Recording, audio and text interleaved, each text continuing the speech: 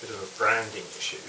And that's, Well, it is. you speak eminent sense. I know. Eminent sense. Yeah. But I think a lot of people don't get it. No, but I would definitely say, no, but from that point of view, I would say that Buddhism definitely has a better reputation than Christianity. Yeah. But I think it's still in the honeymoon phase in the West. But I think give it time, it'll become the biggest monster around. Don't worry, people are going to start finding fault and find Tibetan lamas that are not authentic and who naughty with their girlfriends or something. You'll see. The West is a bit in love with Buddhism these days. It's taken about 60 years. So repeat your answer to my question. Oh, I answered my own question. Right. What do I say? I mean, Well, you tell them what you feel. You tell them. Yeah. Okay, this is a good point, Chris. Okay, listen. If you're working on the wisdom wing point of view, it's words you say would be helping you work things out. But I would suggest in this environment, this is your completely private business, and the compassion wing would be among other people you answer according to their needs. So that, in other words, it's like if you're talking to a 2-year-old, you don't give a 7-year-old answer. You talk according to the ears of the person. So if you're being really skillful, you tell them exactly what is going, without being a lie, that you think is useful to them. If you want to make trouble, tell them you've been to a Buddhist retreat. But if you want to just be, it's up to you. But often what happens is, it depends on who the family is, when we discover something like this, let's say we like it, we're all excited and want to share it. But that's when we've got to be skillful. I mean, I can say I've been around my family. I've been around all my family all my life. But I can count in the 42 years I've been a Buddhist the number of conversations I might have had with all of my 7 siblings, and including my mother. Very few. Because they don't want to know, and I have no interest to tell them, so I just rabina around them, that's it. So it's up to you what think you need to say to people. Just say to her, I'm trying to be a better son. Not even that, I mean... No, I mean, you could, but even if you say Buddhist psychology, that's more palatable. Yeah. Just you've been hearing, and then you have to, obviously, you have to adjust your answer to the person's mind. That's really, is that not just common sense wisdom? If you're talking mathematics, you don't answer, if you're a genius professor at mathematics and a child asks you, you answer according to their mind. That's wisdom in ordinary daily life, Chris. So use your common sense. You got a wife, right? Yeah. So you talk to her according to what she needs to hear and what she understands. You talk to them according to what they understand. That's called intelligence, and it's called compassion. Absolutely. Do you see my point? So answer in a way that'll make them happy, that mightn't be a lie. You can crack a joke about it and change the subject.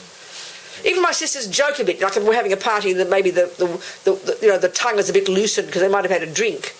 They might ask me a question. I know they don't want to know, so I crack a joke and change the subject. Don't fall into the trap of thinking they really want to know. They don't. Because then when you speak it, they can turn it against you and call you an idiot. So you tell people according to their capacity. And it has to be, you don't have to have, if you have the need to tell everybody everything, that's a problem. Yeah. You don't need that, Chris. No, I don't. Yeah. So 3 kids, 14, 12 and 11, that's my fault. Yes, it is. How do I'm trying to get my head around this. How do I incorporate it so it's for them? Like maybe insofar as, is there a good author out there? Because maybe it'll also help me at my level as well. Because really when you sit here, there's a lot more to it. Yes. And, I have one child in particular who could definitely benefit from all of this. To help her. Well, the only way to help your children is by learning it yourself, isn't it? So to the degree that you have even one piece of advice that you can take home from here this weekend, to that degree you can help your children. Even if you learn from this that we can get to know our mind and we can change it. I mean, even that much. And see, from you after this, it's up to you now. I can tell you some books to read and websites to go to. I will do that. But then it's up to you after this. It's up to you to follow through, to go where it takes you, to read things, to look at things, to go to courses. That's how it all works. And you've got to know that you're in charge of this process and got to be really sincere in your wish to, and then you've got to make effort because there's lots of stuff out there and a lot of it's rubbish. You've got to really use your noggin, But the degree to which you can learn anything is the degree to which you can help your other kids, help your children. That's really clear. Do you understand? Yeah. What else, people? That's it? Nothing else? Huh? Yeah. I'm involved with a person, a young lady, who is about 45, and her mother took her own life. And she is continually saying, why was I not enough for my mother, that for her to stay here, not to I understand, to yeah. take her own life. I understand, yeah. I'm at a loss as to what to say to her and what to, So how do you think you can help her? Because, I mean, that's it's a sad answer, but it's a very self-centred answer, isn't it? I mean, Yes. she's 45 and she thinks her mother's existence depends upon her. That's a pretty depressing answer, but that's where she's at. Yes. So how do you help her? You give me just, what's your own intuition? How do you help her? What do you say? look, the only thing I've said to her is that her mother did not do this to her, that her mother did this to herself. That's right. But Doesn't help. no. And my heart goes out to her because That's right. she is so distressed. Mhm. And it's stopping her from getting on with her life. I understand, darling. There's no quick fix. You just be her friend. If she's your friend, right? She is your friend. She is my partner's daughter. I see. Okay. So, very much involved. So it's very hard to her. You see, this is the thing. It's almost shocking to hear that answer because it shows how self-centered she is, and that's not being rude about her. That's why she's suffering. No. That she sees that her own mother, her suffering. She can't even see her mother suffer, isn't it? No. So then you've got to find a way just to love her for who she is and not get involved in the conversations. And frankly, I mean, she might never grow up. She might never change. And just love her for who she is, I think, frankly. Sometimes we can't help anybody except love them. Isn't it? I mean, you could be more firm with her. You could always say, well, I don't pretend to be a mother model to her because No. I'm not. But you could always be more firm with her, give her a more firm answer. I make sure we have contact, and I make sure that she has contact with the family. Yeah, good. But I just don't know. Doesn't have faith in God, obviously. No. No, that's right. She, I understand that. Darling, just love her for who she is. What can you do? Love her for who she is. thank you. Tell her you love her, and maybe by loving her for who she is and giving her some affection, it might help her heal her own heart, then she can see things a bit clearly. Isn't it? Yeah. Well, I don't know. That's what, darling. I've got a feeling we should just sit and watch our mind for 5 minutes and then we can go home. What do you think? That do? Finish with a bit of Mahamudra. I didn't read much from Lama Yeshe. I was going to do all these things and I just didn't do it, but never mind. Next time. So I think just let's finish with 5 minutes of let's watch our breath this time. So you'll learn to know it if you want to take it home with you. You haven't done these things before. That might be helpful for you, Chris, if you'd like to do more. Or you, what's your name, darling? Jen, you perhaps. So it's the same as yesterday. So it's called concentration meditation. The world vaguely knows it as mindfulness, but there's many variations of that, so don't get too caught up in that label. But basically it's a technique to help you stay focused on one thing. Another way of putting it is it's a technique to help you not just mindlessly sink into all the thoughts that are happening. You're trying to keep your mind clear and sharp and focused and not buy into every thought. So that's what you're trying. So what the job at hand is to it's as if, a simple analogy for what you're trying to do is this. It's as if you're in a room of 100 people and they're all talking, and you want to know what all they're talking about. And that's the equivalent of your head. 100 voices all raging on, isn't it? So the job is not to make all the voices go away, not to hope all the thoughts will go away. That's silly. They're going to be sitting away in this room, chatting away, regardless. Your job, you've decided, this is a dumb example, you're going to look at a spot on the wall. You've decided. And you're going to develop your confidence that I will not get distracted. Of course you're going to get distracted. You're going to hear this voice and you'll wander off. But then you remind yourself, what am I doing? I'm watching the spot on the wall. So I'm determined. So you're trying to develop this inner strength, this confidence that you can pay attention to one thing and not get distracted by all the things around you. Can you hear that concept in general? So all the things around you here is all the thoughts in your head, basically. That's all. So with determination. So this is not a relaxation technique. This is not meant to make the thoughts go away. It is not meant to space out. You're not meant to have a good feeling. This is not meant to be a thing of getting gooey, having special feelings or visual visions. It's a really simple technique where you're training your attention to stay on one thing. Because at the moment it's very weak. As soon as another thing comes along, we'll get distracted and run to that. And then something else comes along, we'll get distracted. And that's what our thoughts do all the time.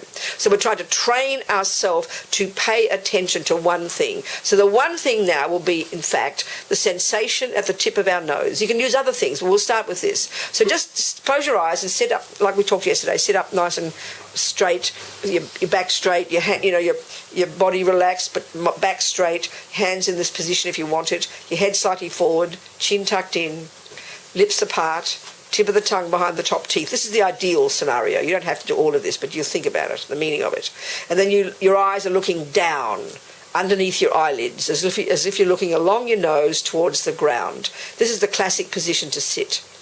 So we're just going to do it for 3 or 4 minutes, don't worry about it. But just get yourself settled. And you can, at home, you sit in a chair, but you make sure when you do this technique, you don't slump into the chair, because you just go straight to sleep, As Chris pointed out, that's our tendency very quickly, even in a few minutes. So try and keep yourself alert, and we're going to make a strong decision. We'll just do 3 minutes, not even 5. I'm not going to space out, and I'm not going to run off and follow all my thoughts. I'm going to stay alert. Make a decision. So what we're going to do is simply now pay attention. I'm going to pay attention to the sensation at my nose. So take 1 or 2 breaths and just locate that sensation, okay? Do that first. Take 1 or 2 breaths and locate the sensation. It's slightly different when you breathe in as when you breathe out, but that's the general location, the general point we're going to focus on. So just locate that first.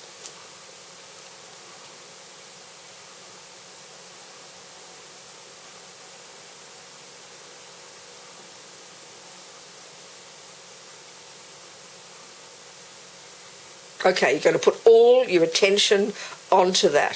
So the second you find your attention weakening, you're watching yourself like a hawk, okay? The second you find your attention weakening, you bring yourself back to the breath. You bring yourself back to the breath. No matter how many times you wander off and get distracted by all the crazy thoughts or whatever, just you bring yourself back to, you bring your attention back to that sensation. That's the job to be done. Just pay attention to the breath.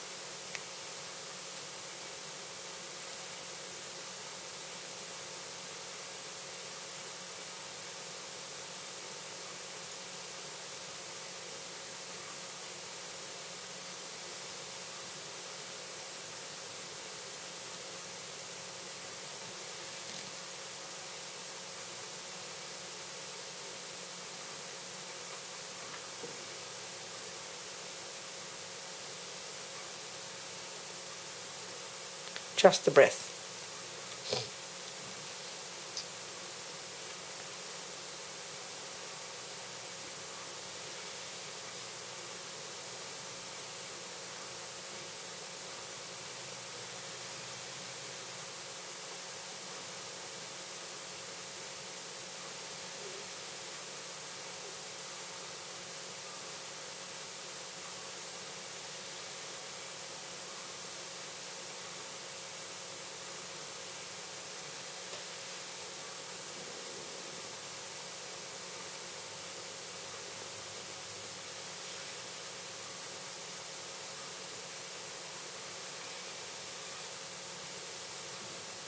Keep your mind alert, just the breath.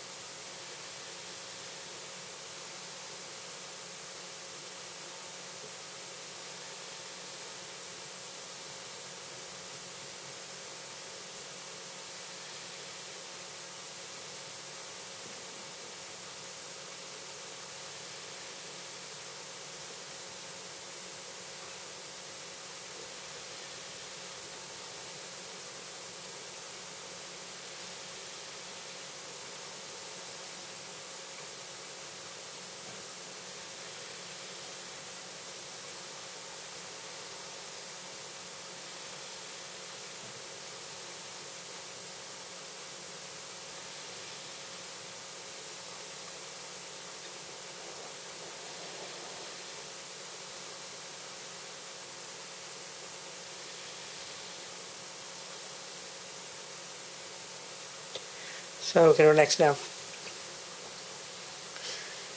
That's about 3 minutes. And really, if you did 3 quality minutes, it'd be far more beneficial than doing 20 minutes, 19 of which are spaced out. It really you would be, because you're training to concentrate. This is not relaxation. You might end up relaxing, it's okay, but it's you're training. So to train, you've got to have alert. I mean, this is what Chris said before. 5 minutes and he went to sleep.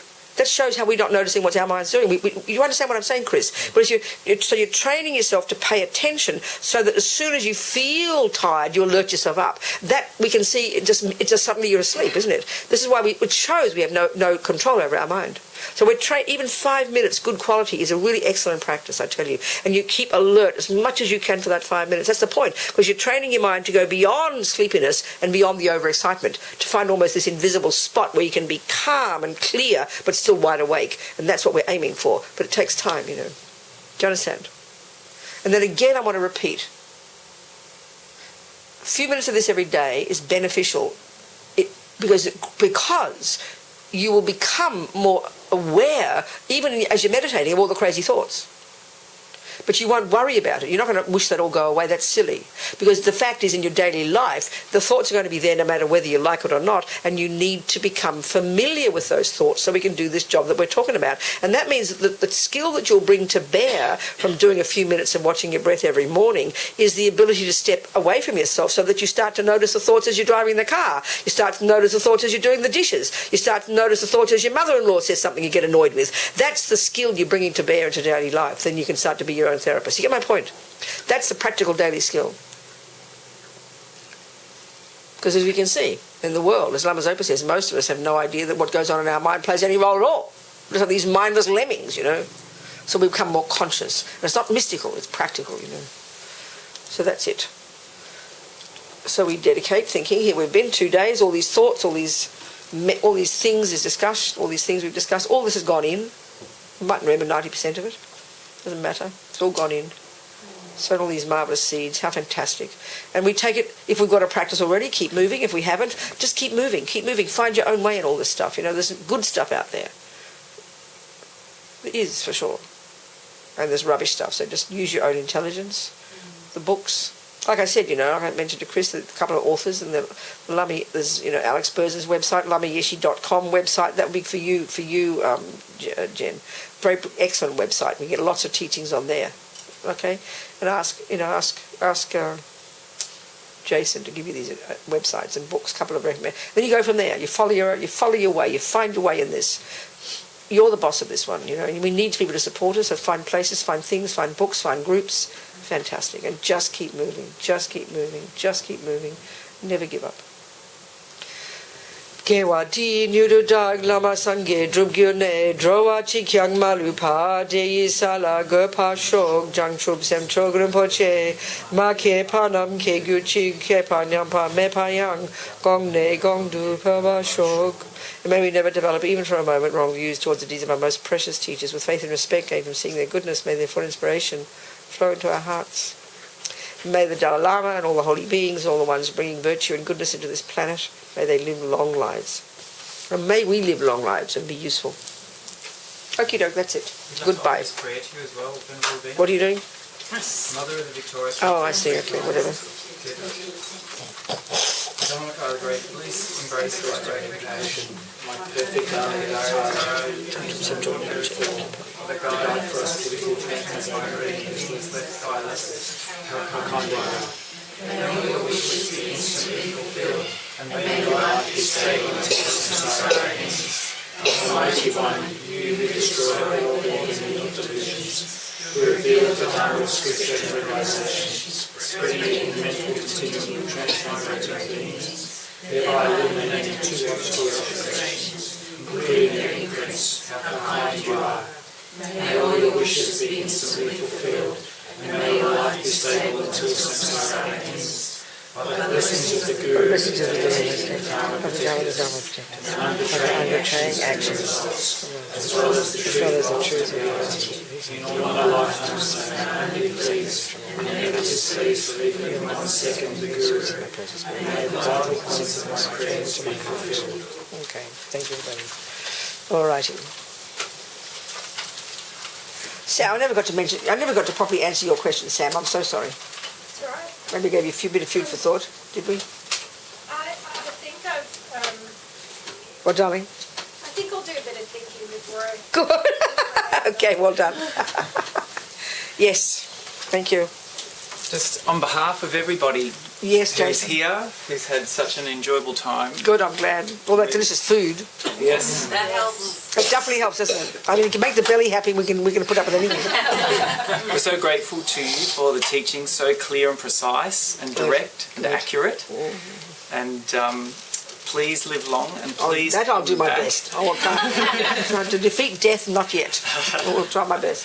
And yeah, please return and teach us Yes, again here in yes, this space. Good. We're so grateful. Good, Thank darling, you. I'm happy. Thank you so much. Thank you, you. sweetheart. Thank you, Jason. Thank you, everybody. Thank you, thank you, thank you. That's And it. Just very quickly acknowledge all the people whose amazing generosity and work made this Right, happen. It's absolutely. astounding. Yes. Everything manifested, and yeah. I mean, Zia Brunner made these beautiful Wonderful, arrangements, amazing. and my mum Rosie and Pam, who's come from Yes. Adelaide to be in the Yes. kitchen again, and Yes. Sue, and Amy and my boys and everyone Yes. who helped Wonderful. clean and clear and Right. make everything. It was so great, and we're just so happy to have you all Good, here. yes. And I forgot something. I forgot something. I forgot something. I forgot something. I forgot something. You forgot something. Yes. What did you forget? That somebody asked me to take refuge, and I said I would do that, but I forgot to, in case somebody else had the thought about it. So if anybody had the thought of taking refuge or had thought about wanting to take refuge and take the 5 laypersons' vows, after this is all finished, we'll just do a short ceremony to somebody. If you were thinking about that or had thought about it or wondered about it, I'll talk a bit about that first, and then we'll go from there. So if anybody had that thought, then you're very welcome to stay on. It won't take long, just letting you know. Or anybody wanted to renew their refuge, they wanted to do that. You don't need to do that. That was just a thought. So was there anybody, not trying to be personally, but if there's anybody who was interested, you don't know. Maybe not. I'd like to renew. Renew, Not to renew. To take. But this is your first course. No. It's not your first course. Oh, okay. It's all right. I'll listen to what's going on though. No, all right, darling. So then, okay, what?